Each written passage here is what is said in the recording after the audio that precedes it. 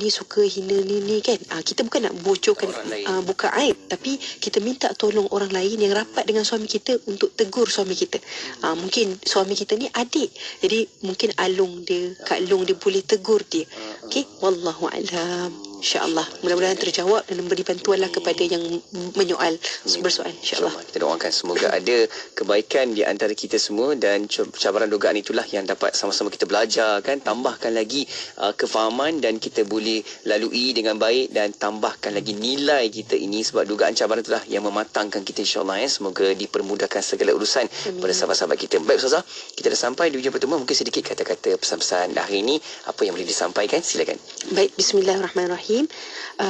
Akhir sekali sebelum saya simpulkan bicara kita hari ini berkenaan dengan jaga hati, jaga lidah, jaga hati, saya nak kongsikan sedikit tips lagi tentang perempuan, sedikit ringkas sahaja.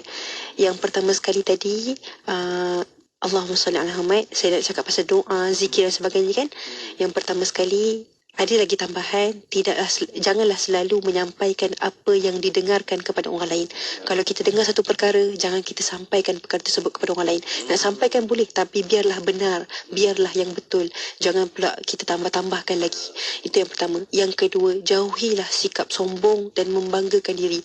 Bila orang ada sikap sombong, bila ada orang sikap membanggakan diri ni, dia kadang-kadang dia rasa macam aku boleh cakap tentang siapa sahaja. Kan? Jadi na'udzubillah min dzalik, jauhkan diri kita daripada sikap sombong dan membanggakan diri, dan supaya kita janganlah sampai merendah-rendahkan orang yang lain. Itu yang ketiga. Yang kedua. Yang ketiga, perbanyakkan baca Al-Quran, isi masa kita dengan adanya Al-Quran ataupun kita dengarkan ayat Al-Quran. Yang keempat, banyakkan berzikir. Yang kelima, hindari daripada sikap berlebihan dalam berbicara. Bicara biarlah apa yang mampu, apa yang kita boleh, sederhana, setakat yang tahu. Ya, setakat yang patut. Janganlah bertambah-tambah sampai sampai tak logik pun apa yang dikatakan tersebut. Jadi wallahu alam, mudah-mudahan kita usaha sebaik mungkin untuk jaga hati kita, yang mana hati kita ini boleh kita pamerkan daripada lidah kita. Dan mudah-mudahan lidah kita ini dapat mempamerkan perkataan-perkataan, kalimah-kalimah yang baik dan bermanfaat untuk orang lain. Wallahu a'lam. Amin, amin, insyaAllah. Semoga kita dapat sebutkan yang baik-baik kan. Dalam Al-Quran kan disebut qaulan sadida, qaulan ma'rufa. Kan semua itu disarankan kepada kita supaya sebutlah yang baik-baik, sampaikanlah yang baik. Banyak lagi lah boleh cerita baik-baik ni. Kan?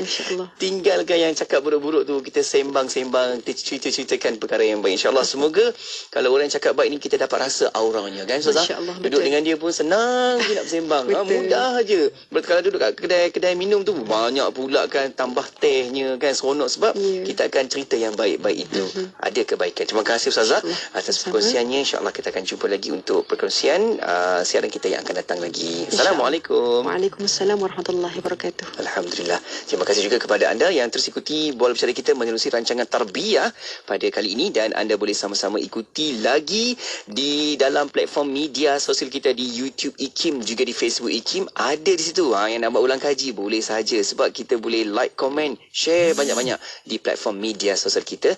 Hayati semula rancangan Tarbiyah di situ. Okey, dan terus akan kekal bersama IKIM sebab banyak lagi perkongsian selepas ni hanya di IKIM, Inspirasi Inforia Islami. Melaka 89.5. Hello, Assalamualaikum Adila. Saya ni Maria. Waalaikumsalam. Ya, Maria. Kenapa tu? Ni tadi saya dengar radio IKIM. Tempahan sewaan dewan untuk majlis kahwinan dah dibuka dan anak awak nombor 2 nak kahwin kan? Oh, ya ke? Alhamdulillah. Lega sangat. Buat majlis perkahwinan di Dewan IKIM tu, kemudahan surau, pakaian luas, akses ke lebuh raya dekat, dan harga yang ditawarkan pun berbatutan. Senang cerita, semualah kemudahan ada. Kalau macam tu, cepatlah WhatsApp 0183530746 untuk tempahan sekarang. Majlis korporat keraian pun boleh tempah. Saya ulang Maria nombornya ya, 0183530746. Okey, terima kasih banyak-banyak. Sekarang saya telefon. Assalamualaikum. Inspirasi Inforia Islam. Semuanya di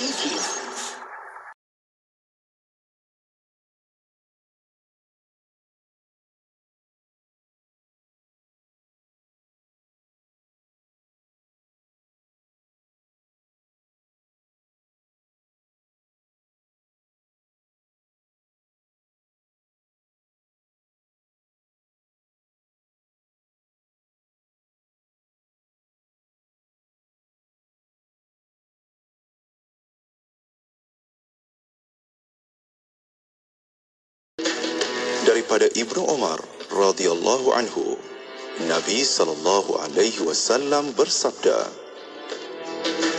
"Man ista'adzakum billah fa'idhu, wa man sa'alakum billah fa'atuh, wa man ata ilaikum ma'rufan fakafi'uh, fa in lam tajidu fad'u lah." Maksudnya, sesiapa yang meminta pertolongan kepadamu kerana Allah, maka lindungilah ia. Sesiapa yang meminta kepadamu kerana Allah, maka berilah ia. Sesiapa yang memberi kebaikan kepada kamu, balaslah ia. Jika kamu tidak mampu membalas, berdoalah untuknya dengan kebaikan.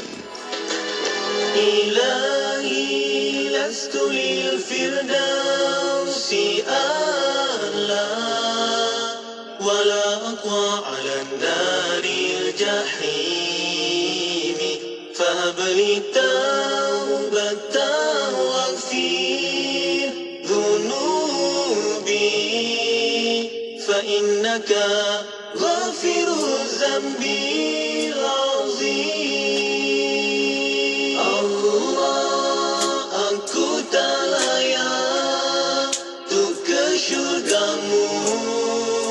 Namun tak upaya menghadapi nerakamu.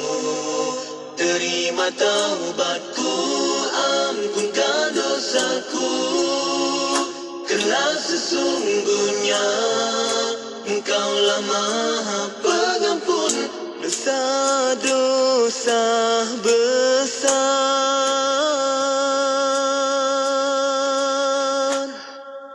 Ilahi lastu lil firdausi a'la, wala aqwa 'ala naril jahim, fahab li taubatan waghfir dhunubi, fa innaka ghafiru zambil azim.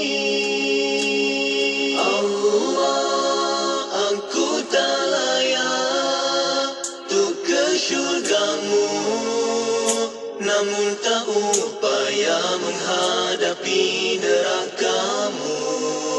Terima taubatku, ampunkan dosaku, kerana sesungguhnya Engkaulah Maha Pengampun dosa-dosa besar.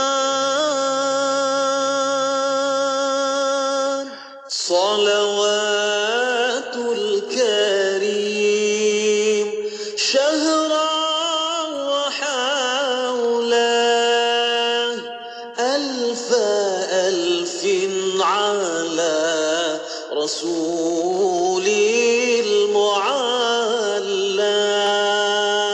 Salawatul Karim syahra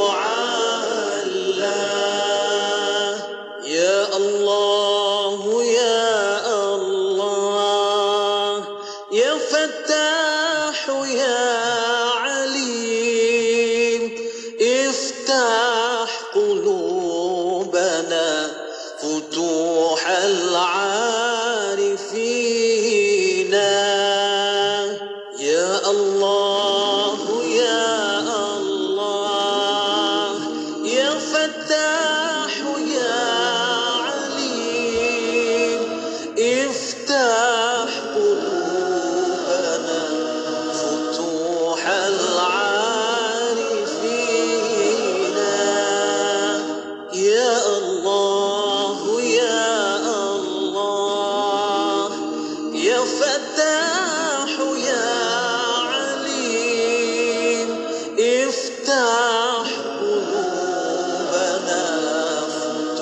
فتوح العارفين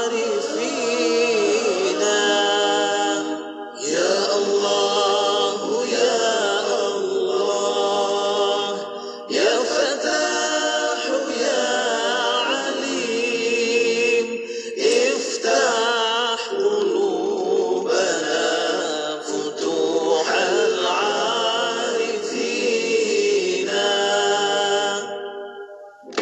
Selami ilmu untuk kehidupan kita seharian bersama Syafiq Saleh di Aspirasi 10 hingga 1 hanya di IKIM, Inspirasi Inforia Islami.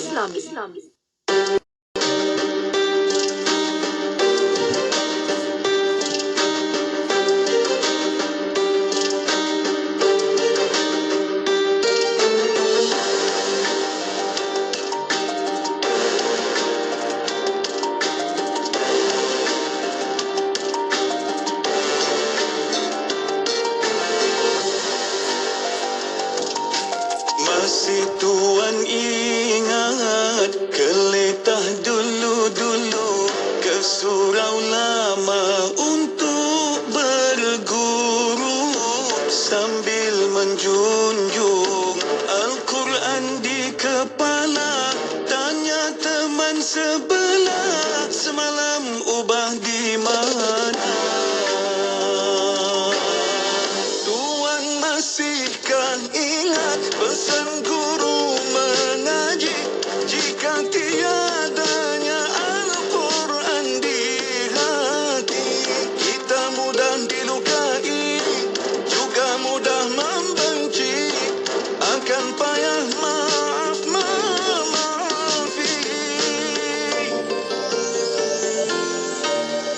Guru juga pernah berpesan, makin jauh tuan berjalan, makin banyak kumpul kawan, namun kita kan keliruan. Kawan tak selamanya bersamamu, Al-Quran berteleku menunggu, bacamu kadang keras kadang berlagu, dia akan tetap rindu.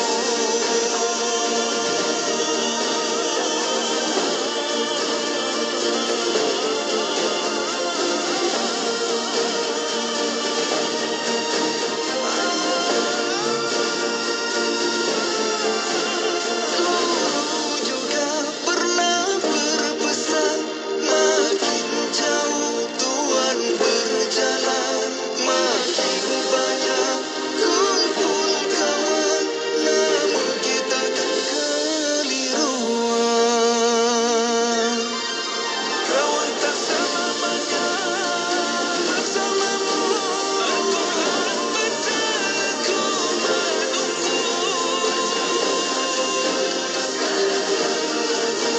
dia akan tetap rindu.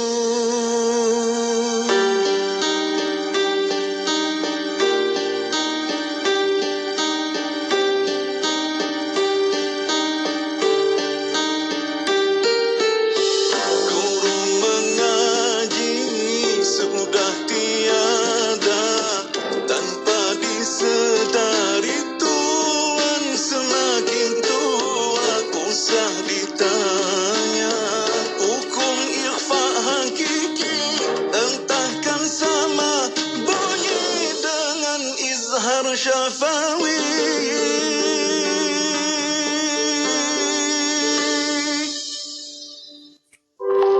Perpustakaan Institut Kefahaman Islam Malaysia IKIM memerlukan seorang pembantu penyelidik kontrak bagi tujuan menjalankan kerja-kerja pengumpulan data koleksi etika di Perpustakaan IKIM, khususnya koleksi dalam bahasa Arab dan elektronik, dalam usaha memperkukuh pembangunan koleksi etika di IKIM.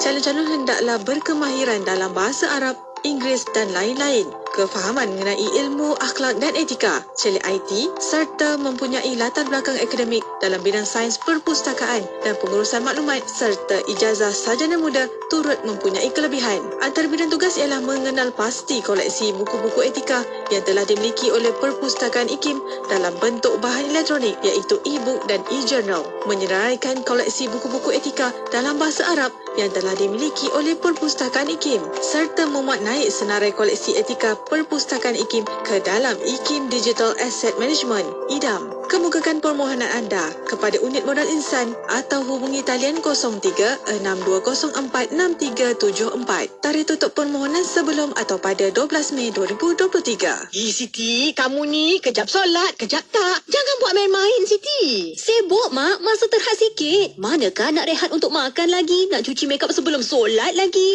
Dah tahu masa tu terhad. Carilah sesuatu yang memudahkan. Kamu tengok Sisa tu. Sempat aja dia nak bersih dan tanggalkan makeup sebelum wuduk. Dia pakai hot set kosmetik Nuraisa, Mak. Nuraisa kosmetik mesra wuduk tu. Habis tu, kenapa kamu tak pakai hot set kosmetik Nuraisa juga?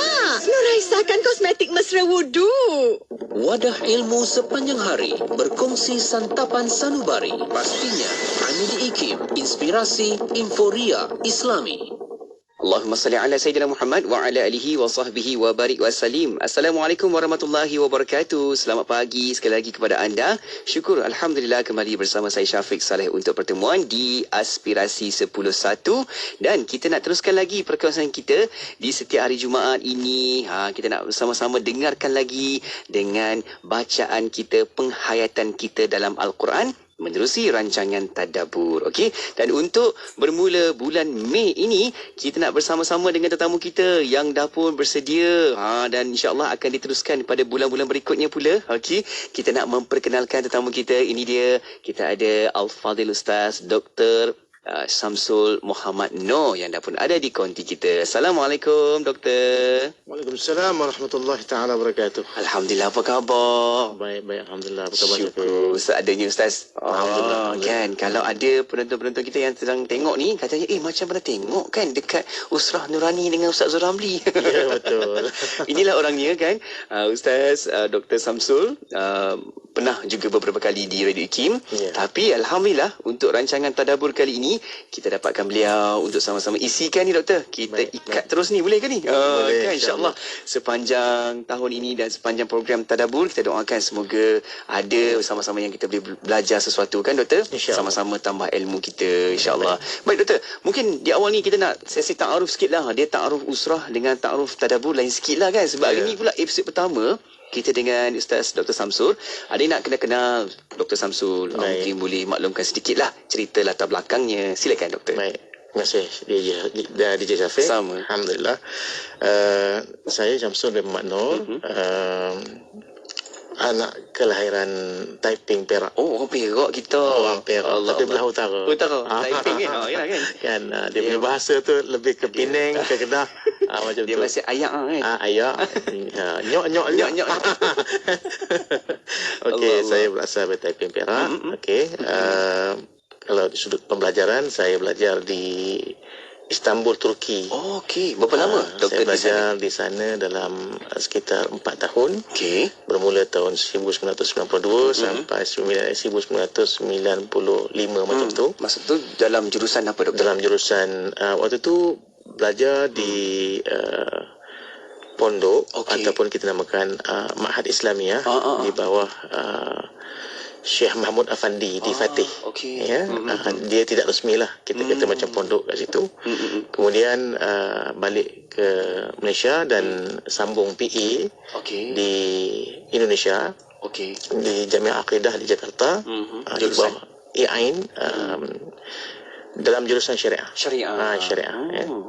Dan kemudian sambung lagi dalam bidang Quran dan Sunnah, master atau sarjana di Universiti Kebangsaan Malaysia UKM.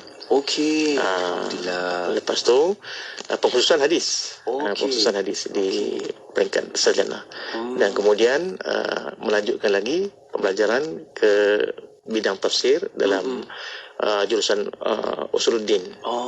Usuluddin, dan alhamdulillah di UKM juga. Okey. Jadi kepakaran tu memang dekat Quran, hadis. Alhamdulillah. Itulah kan. Itu yang kita harapkan nak dapatkan sedikit sebanyak ilmu yang boleh doktor curahkan kepada kita kan. Dapat tambah-tambah lagi. Kita ingat-ingatkan lagi kekuatan kita. Sebab Quran yang kita memang tak akan dapat dipisahkan sampai bila-bila kan doktor. Betul. Dan terus kita nak ambil lagi intipati Quran itu untuk adaptasi dalam kehidupan kita. Itulah penting tadabbur ni. Sebab kita faham, kita tahu dan terus buat. Tak nak tunggu-tunggu lengah lagi. Amalkan terus. Ini dia punya konsep tadabbur yang doktor maklumkan kepada kita kan. Baik doktor, jom kita nak buka tajuk kita untuk sesi yang pertama ni doktor. Saya pula yang berdebar ni. Alhamdulillah.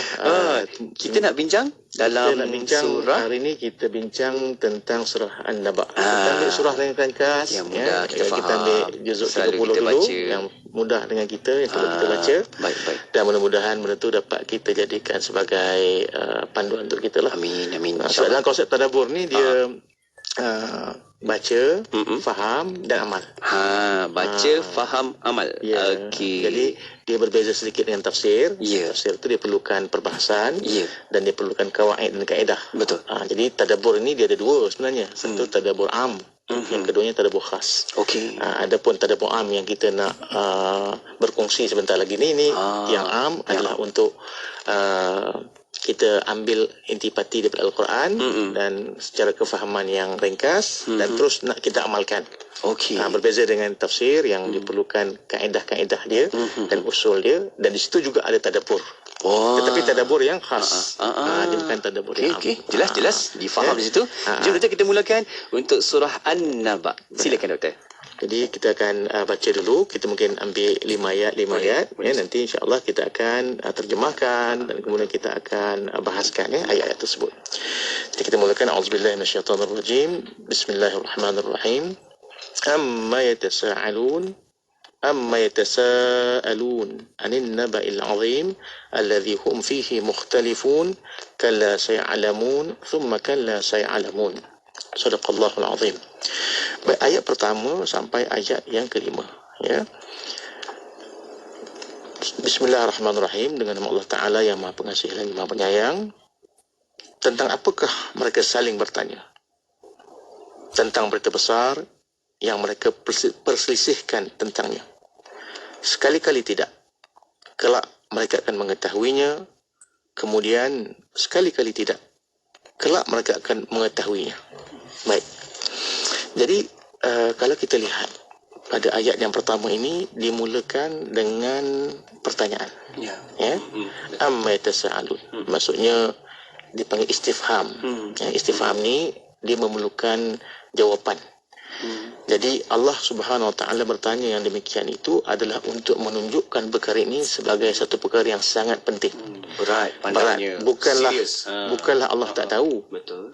Bukanlah Allah Taala dia tak tahu perkara ini dan dia bertanya kepada hamba-hamba dia, tidak begitu. Sebenarnya inilah merupakan satu uslub, satu kaedah dalam Al-Quran. Allah SWT memulakan surah itu dengan pertanyaan. Amma yatasaalun. Tentang apakah mereka saling bertanya. Dan di situ ada jawapan dia. Jawapan dia anin naba'il azim. Daripada berita yang besar. Baik, di sini para ulama tafsir menyatakan ada dua benda ataupun dua perkara. Yang pertama yang dikatakan Naba'ul Azim ini, berita yang besar ini, pertama tentang Al-Quran. Dan ada setengah para ulama seperti Mujahid dan sebagainya mengatakan itulah hari kiamat. Jadi ada dua perkara yang dinyatakan di sini. Baik, siapa yang bertanya ni? Yang bertanya ni adalah ahli kitab lah.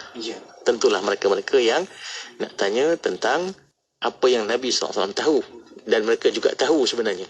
Jadi ini adalah merupakan satu bentuk pemakluman daripada Allah Subhanahu Wa Taala nak menunjukkan bahawa ahli kitab ataupun golongan orang yang kafir, mereka nak tahu apa yang Nabi nak sampaikan. Jadi orang kafir ini memang sentiasa bertanya kepada Nabi sallallahu alaihi wasallam dengan tujuan untuk melemahkan Nabi. Dengan tujuan untuk memalukan Nabi, dengan tujuan untuk moral para sahabat. Itu adalah tujuan mereka. Sebab tu datangnya Al-Quran yang dikatakan sebagai mukjizat. Baik, apa arti mukjizat ni? Mukjizat ni artinya yang melemahkan. Kan daripada perkataan ajizah. Maksudnya benda yang melemahkan. Mereka nak lemahkan Nabi, tapi Nabi SAW melemahkan mereka dengan Quran. Dan Quran itu merupakan mukjizat yang akhirnya melemahkan apa yang dihujahkan untuk mereka. Sebab tu dalam Quran ada bentuk cabaran. Ya. Kekangan. Allah cabar. Kan? Wa in kuntum fi raibin mimma nazzalna ala abdina fa'tu bi suratin min mithlihi. Kalau kamu rasa kamu itu benar dan kamu rasa apa yang diturunkan kepada hamba kami ini tidak benar, kamu ragu terhadapnya, datangkan kepada kami satu surah yang seumpamanya. Nampak? Di situ ada cabaran. Dan mereka datangkan surah untuk membandingkan dia dengan Al-Quran. Tapi tak boleh. Sebab apa? Sebab dalam Al-Quran ni mukjizatnya terlalu hebat. Tinggi. Sebab tu kata setengah para ulama tafsir, bila ditafsirkan alif lam mim, zalikal kitab la raiba fi hudal lil muttaqin. Ya, kalau kita lihatkan pada awal surah Al-Baqarah itu, Allah memulakan dengan huruf-huruf muqatta'ah. Ayat huruf dimulakan dengan huruf-huruf tunggal, alif lam mim. Itu pun orang Arab tak pernah dengar. Itu dia. Kan. Dan perkara itu tak pernah terjadi di dalam sastra Arab. Dengan bahasanya sendiri. Dengan bahasanya. Dan bila disebutkan zalika, zalika itu maksudnya itu. Tapi dalam tafsiran ini. Zalika bermakna hadha. Itu tapi maknanya ini. Apa maksud dia? Maksudnya nak ceritakan Al-Quran ni dia sesuatu yang sangat tinggi yang tak dapat difikirkan oleh manusia. Baik. Saya bagi contoh macam ni.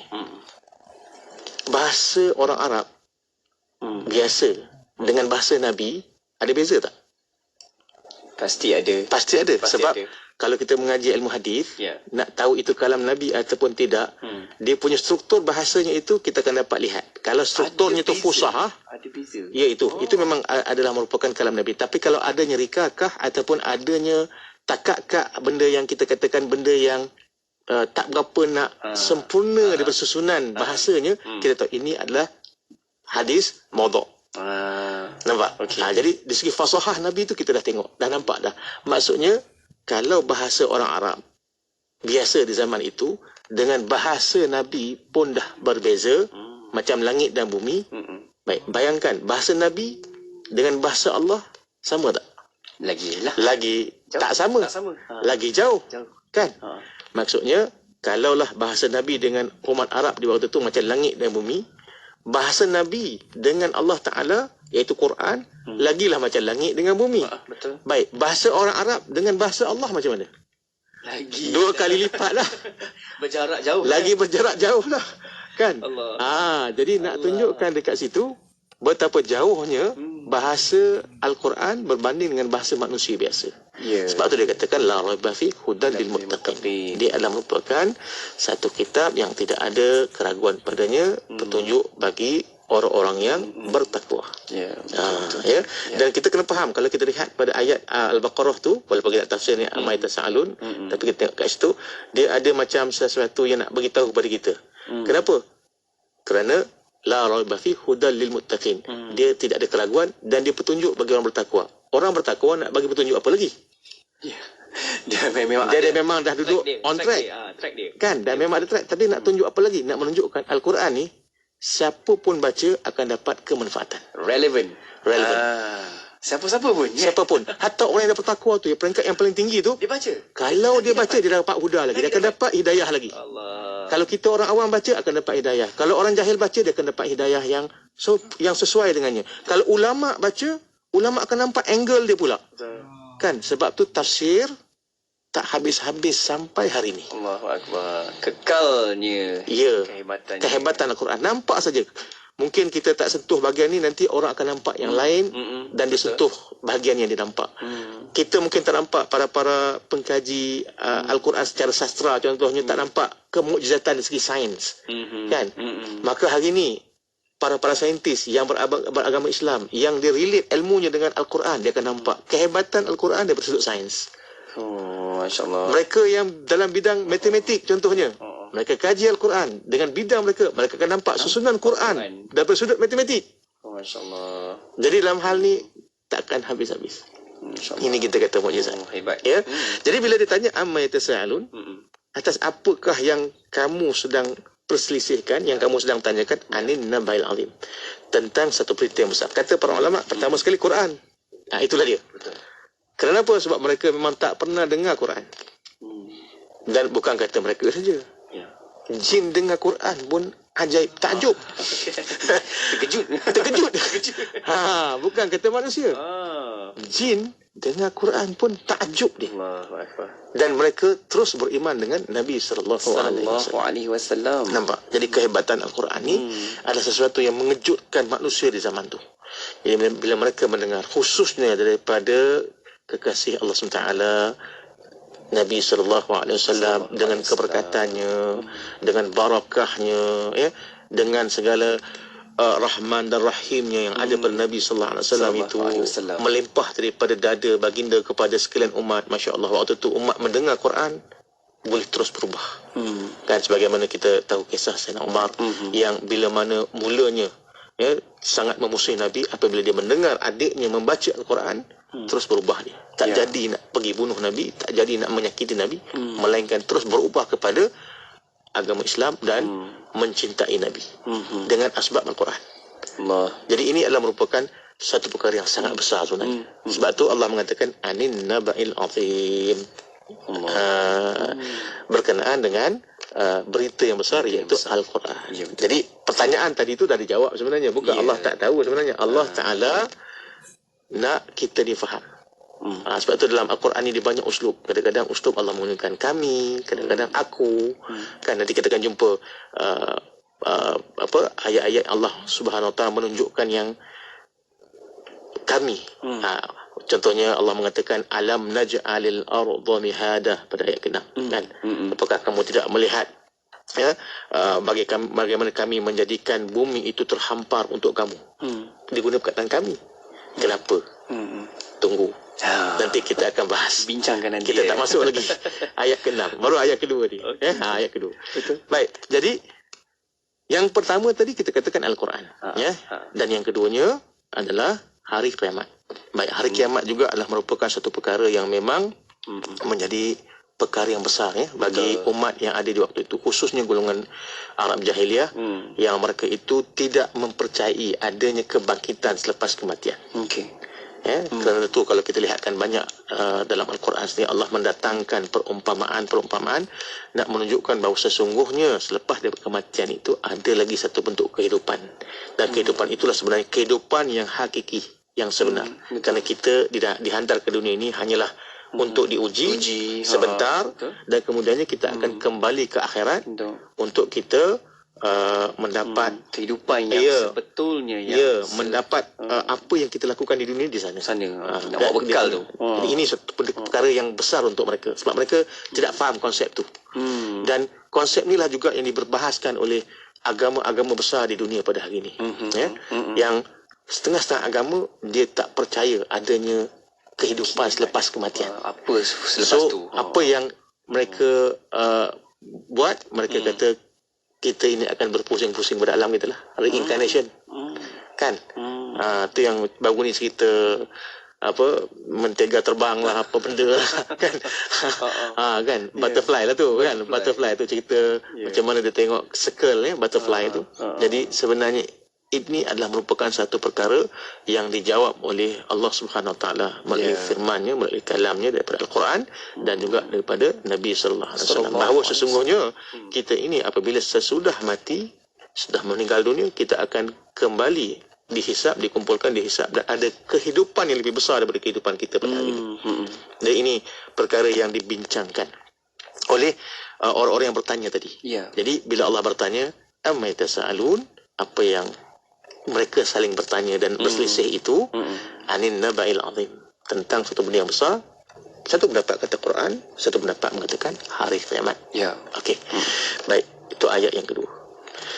Alladhi hum fihi mukhtalifun. Allah menyatakan yang mereka persisihkan tentang hal ini. Maksudnya kalau tidak dapat petunjuk, tidak dapat panduan, pasti mereka akan berselisih. Habis. Memang akan berselisih.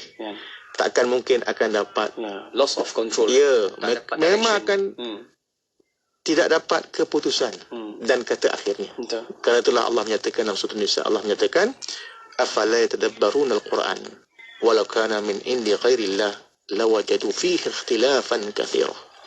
Allah menyatakan bahawa kenapa kamu tidak mentadabbur al-Quran itu? Kerana kalaulah ianya bukan datangnya daripada Allah, kamu akan dapati ianya itu akan ada percanggahan yang banyak. Jadi cara nak menyelesaikan masalah, cara kita ini nak melihat jalan penyelesaian, kena kembali kepada Al-Quran. Al-Quran. Ya. Dalam konteks di zaman Nabi. Kalau macam konteks kita pada hari ini, kembali kepada Quran dan hadis. Betul. Ya, sebab Nabi SAW telah menyatakan taraktu fikum amrayni in tamassaktum bihima lan tadillu abada, kitabullah wa sunnatun nabiyhi. Tidak akan sesat. Ya, Allah Nabi katakan telah kutinggalkan kepada kamu dua perkara yang kalau kamu berpegang dengan keduanya tidak akan sesat selama-lamanya. Pertama kitab Allah dan sunnah Nabi sallallahu alaihi wasallam. Baik.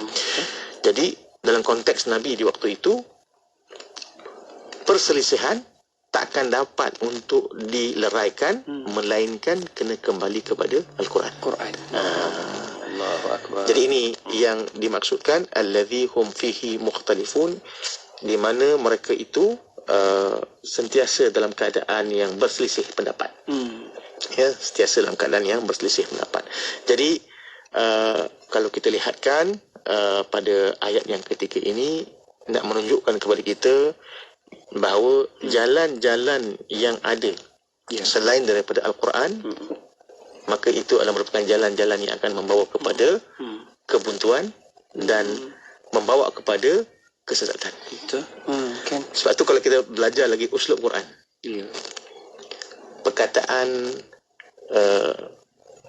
nur yang menunjukkan kepada jalan yang benar, Allah menggunakan dengan penggunaan kalimah mufrad, ya, ataupun kita katakan sebagai singular, sedangkan zulumat ataupun kegelapan yang menunjukkan jalan kesesatan, Allah menggunakan jamak.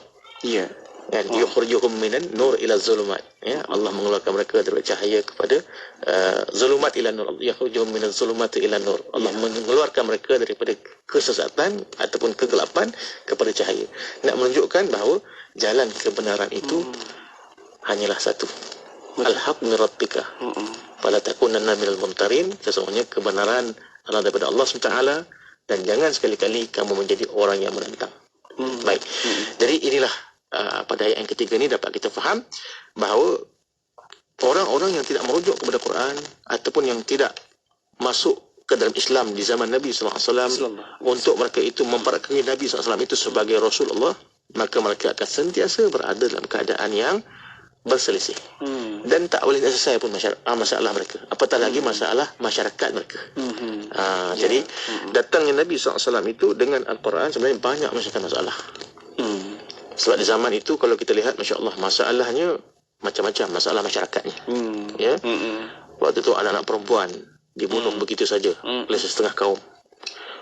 Arak dah jadi macam minuman biasa untuk mereka. Malah dalam sejarah diceritakan bahawa di antara kebanggaan orang-orang Arab jahiliah itu adalah minum arak di dalam kepala ataupun tengkorak kepala musuh-musuh yang mereka bunuh. Itu di antara penyakit yang ada di waktu itu. Perzinaan, satu perkara yang sangat meluas. Yang dikatakan kalau adalah orang-orang perempuan di situ, memang sama ada dia itu disembunyikan ataupun akan dikerjakan oleh para pahlawan yang ada di waktu itu di depan ibu bapa mereka. Begitulah keadaannya. Penghambaan dan sebagainya. Maka datang Nabi SAW, datang Al-Quran, membawa cahaya dengan Islam, penawar habis-habisan, sehingga diangkat golongan Arab itu menjadi golongan yang terbaik. Para sahabat Nabi sallallahu alaihi wasallam radhiyallahu anhum wa radu'an. Wanita pun terbela, diangkat, terbela nasibnya. Jadi Islam datang di waktu itu membawa keamanan, mengangkat darjat manusia ni supaya manusia itu ada keinsanannya. Jadi kerana itu kalau kita melihat daripada suatu nabak ni, kita tahu ni adalah ayat-ayat Makkiyah ni. Ya, betul. Ya, ayat-ayat yang turun kat Mekah yang mengkhususkan tentang akidah. Allah. Masya-Allah ya. Jadi di situlah yang sebenarnya kalau kita lihat bahawa kalau tanpa petunjuk daripada Al-Quran, tanpa pengajaran daripada Nabi, maka pastilah umat ni khusus zaman Nabi itu tak akan jumpa jalan penyelesaian dalam menyelesaikan masalah kehidupan mereka. Maka itulah yang dikatakan kemukjizatan Al-Quran. Malah bukan setakat itu saja. Ya. Sampai hari ini Quran itu menaungi kita semua. Betul. Sebagai umat Islam, merujuk kepada Quran menjadikan kita itu lebih teratur kehidupannya, malah bukan setakat di dunia, sampai di hari akhirat. Betul. Nah, itu yang paling penting ya. Baik. Kita pergi lagi kepada ayat yang keempat. Kalla saya'lamun, thumma kalla saya'lamun. Allah menyatakan, kemudian sekali-kali tidak, kelak mereka akan mengetahui. Ya. Dan kemudiannya sekali-kali tidak, mereka akan pastinya mengetahui perkara itu. Allah ulang 2 kali. Ya. Allah ulang perkara ini 2 kali. Maksudnya, dalam hal ini, pertama sekali, manusia ini, bila mana mereka itu menolak agama, kebenaran, menolak Nabi SAW. Ya. Yang pertama dikatakan, kalla saya'lamun.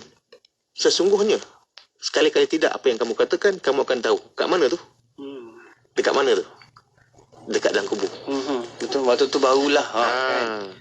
Alhaqumut takatsur hatta zurtumul maqabir. Kalla sawfa ta'lamun. Thumma kalla sawfa ta'lamun. Nampak tak? Dia punya uslub tu. Ayat tu kan. Dan 2 kali diulang tu. Pertama kat mana? Pertama kat kubur. Allah. Yang kedua kat mana? Dekat akhirat. Baru tahu waktu tu. Baru tahu. Dekat kubur dah nampak dah. Jawab lah tu. Kan. Jadi 2 kali diulang. Kan? Dalam konteks ni Allah menyatakan kalla saya'lamun. Nanti kamu akan tahu. Kat mana kamu tahu nanti? Kamu akan tahu dekat kubur tu nanti. Ya. Sebab tu ketika mana selepas daripada tak silap saya peperangan Uhud atau Badar, tak silap saya, Nabi SAW secara suara yang tinggi bertanya kepada orang kafir, apakah kamu mendapati apa yang aku katakan di sisi Tuhan kamu? Sampai Sayyidina Umar di waktu itu berkata, ya Rasulullah, apa yang kamu buat? Mereka itu dah mati, mereka tak dengar. Ya. Lalu Nabi katakan, mereka dengar sebagaimana kita ini hidup. Cuma mereka tidak boleh membalas apa yang kita cakap.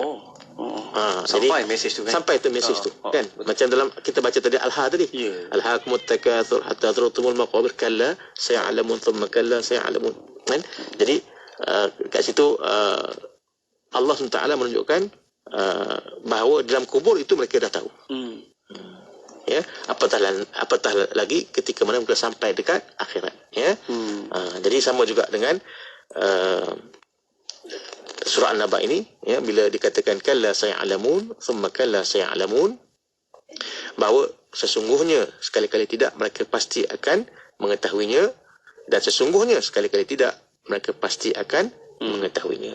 Maksudnya di sini Allah SWT menjelaskan bahawa apa yang Nabi SAW nyatakan itu sebenar-benarnya adalah benar. Ya, tidak ada yang lain melainkan yang benar. Ya, baik. Jadi di sinilah kalau kita lihat bahawa Al-Quran memandu kita kepada jalan kebaikan dan kebenaran, sehingga dengan mengikuti petunjuk daripada Al-Quran itu, kita akan selamat kehidupan kita di dunia dan juga di hari akhirat, insya-Allah. Amin, insya-Allah. Kan Ustaz, kalau kita lihat satu persatu ayat di dalam surah An-Naba ini, baru permulaan ni pun kita dapat belajar banyak kan perkaranya. Jangan kita tolak kepada kebenaran, cari benda yang betul. Kalau hari kita belajar, cari guru. Kan guru yang tepat, guru yang memang faqih dalam bidangnya. Itu di situ. Dan sentiasa rujuk Quran. Apabila dapat pertanyaan seperti kita belajar surah yang pertama tu, ayat yang pertama tu, Allah memberikan pertanyaan dan jawapan. Kalau kita bertanya-tanya satu perkara, rujuk balik buku, kitab kita. Sebab tu ada pepatah mengatakan, Miftahul ilm as-su'al. Bahawa sesungguhnya kunci kepada ilmu pengetahuan itu adalah soalan. Itulah dia. Kan? Dia dapat balik di situ. Allahu akbar. Baik, doktor, kita rasa sehingga waktu ini saja pertemuannya. Masya-Allah, sekejap je rasa kan. Tapi tak apa, jangan risau. Kita ada sesi by sesi. Sambung lagi. Kita sambung lagi. Santai-santai. Kan? Supaya sampai apa yang kita bincangkan ini dan kita boleh terus seperti apa konsep tadabbur kita ni, baca, faham dan amal. Buatlah sebaik mungkin, insya-Allah. Terima kasih doktor atas perkongsiannya. Kita akan dapat jumpa lagi untuk siaran kita yang akan datang. Assalamualaikum. Assalamualaikum warahmatullahi wabarakatuh. Alhamdulillah. Terima kasih juga kepada sahabat-sahabat rakan-rakan kita yang terus ikuti Bola Bicara menerusi rancangan Tadabbur, di mana anda boleh sama-sama tonton juga di YouTube, di Facebook, live IKIM FM, dan kalau ada yang nak buat ulang kaji, boleh saja pergi ke laman media sosial kita, boleh sama-sama kita buat ulang kaji, kita sebar-sebarkan lagi, like, comment, share untuk kita dapatkan lagi manfaat di situ. Okey? Dan teruskan setia bersama kami, banyak lagi perkongsian selepas ni hanya di IKIM, Inspirasi Inforia Islami. Johor Bahru 106.2 FM.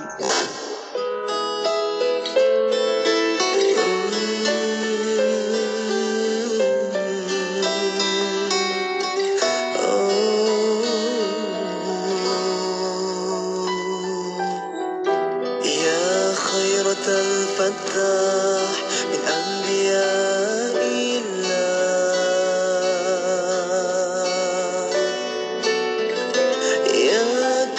الأسرار يا منبع الأنوار،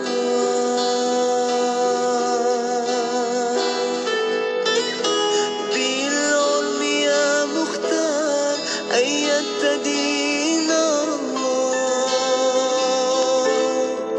يا من له البرهان وخلقه القرآن، ما كانت الأكوان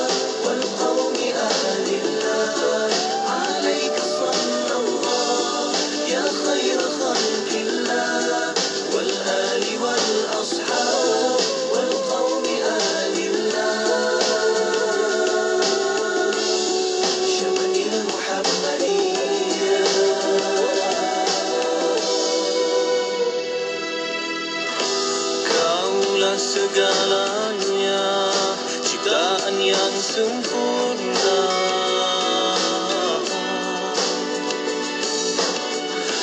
membawa cahaya, hapus semua derita,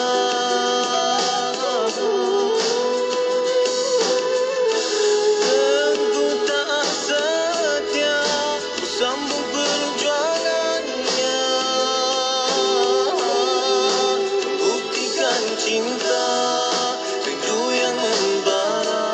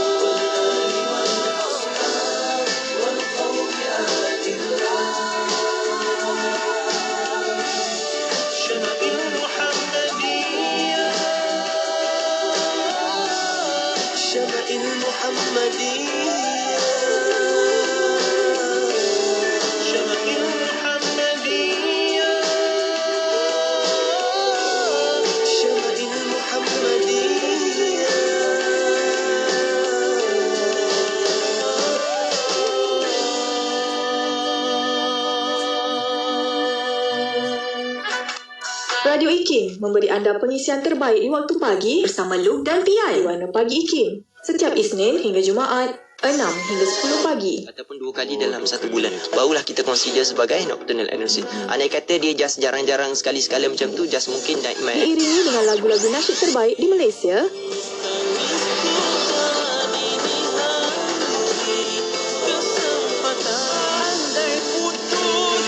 Terus setia bersama IKIM, inspirasi Inforia Islami.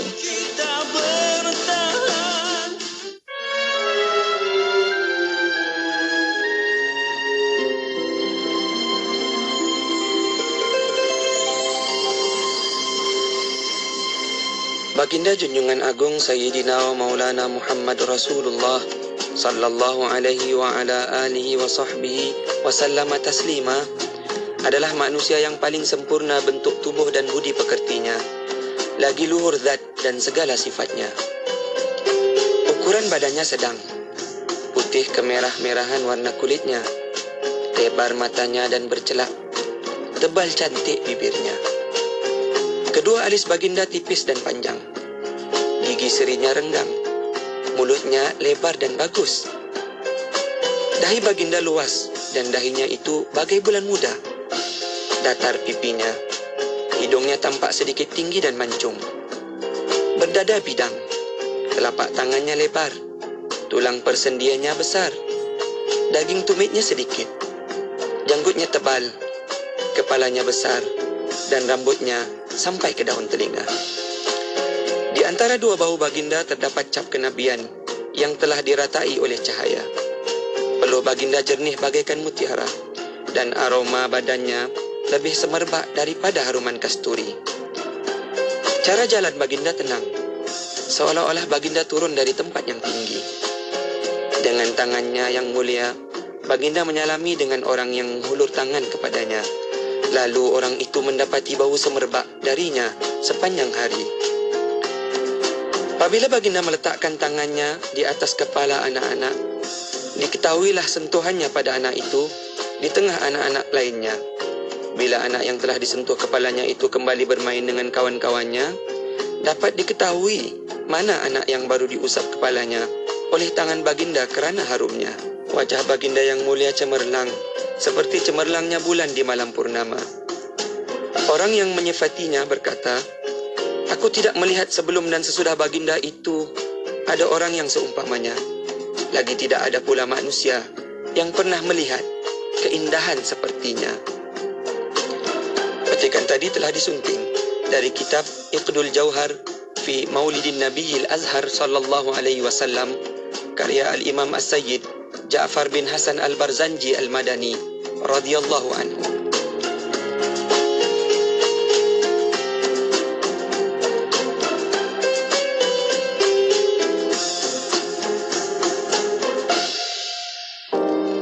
Ukirkan senyuman di wajah mereka sebagai tanda ingatan dan rasa cinta kita.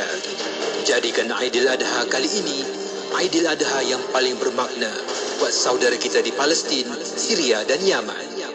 Ayo bersama kita tunaikan ibadah korban kita melalui kempen ibadah korban di Bumi Anbiya Anjuran Aman Palestin. Layari laman sesawang www.jommenyumbang.com untuk maklumat lanjut. Bangkit berjuang bersama.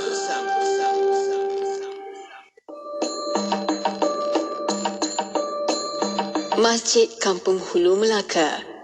Masjid Kampung Hulu merupakan sebuah masjid yang terletak di tengah-tengah Bandar Melaka dalam daerah Melaka Tengah, Melaka. Dibina pada tahun 1728 dan merupakan masjid yang paling tua di Malaysia. Masjid Kampung Hulu terletak di persimpangan Jalan Masjid Hulu dan Jalan Masjid di Melaka. Di sekeliling masjid tersebut dipenuhi kedai-kedai yang diusahakan oleh peniaga Cina. Masjid ini dibina oleh penduduk-penduduk tempatan dengan pembiayaan Belanda semasa penjajahan Melaka oleh Syarikat Hindia Timur Belanda.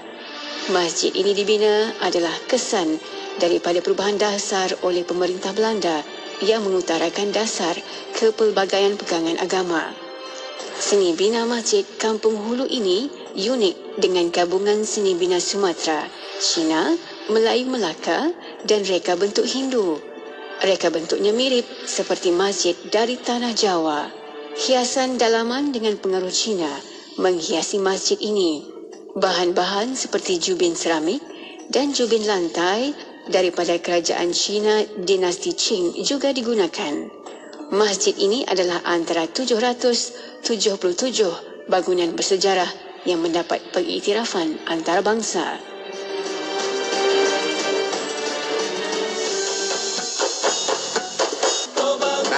Wagi saya Radio IKIM kat Seremban 102.7 FM. Dengar ya.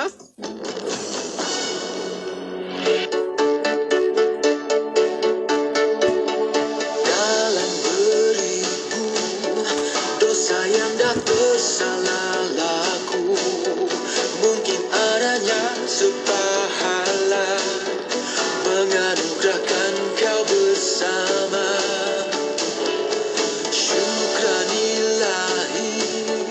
Menjodohkan takdir bertemu, sempurna lengkap sanubari menjadi pasanganmu. Sejahtera kasih selamanya, amin.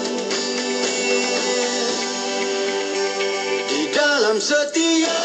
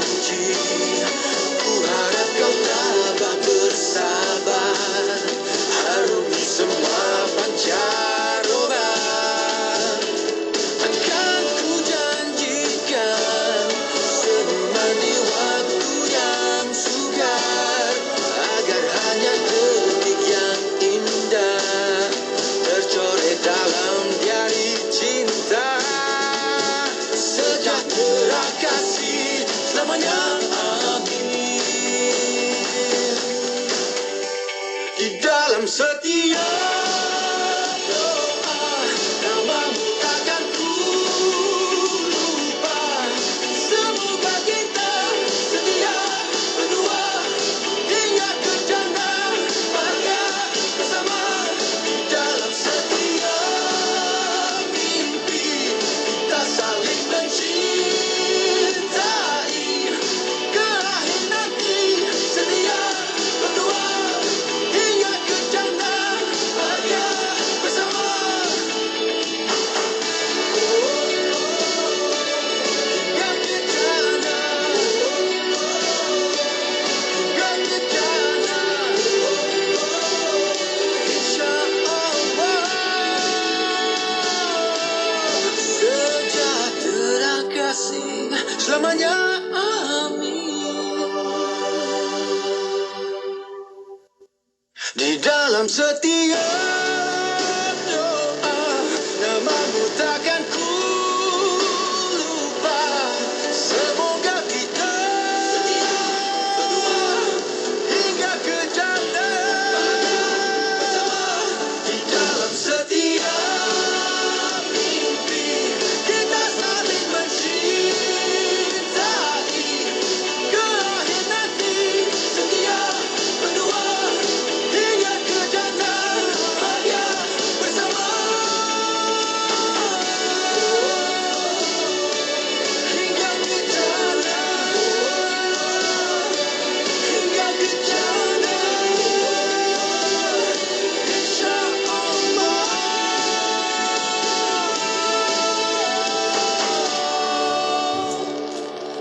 Inspirasi, Inforia, Islam, semuanya di IKIM.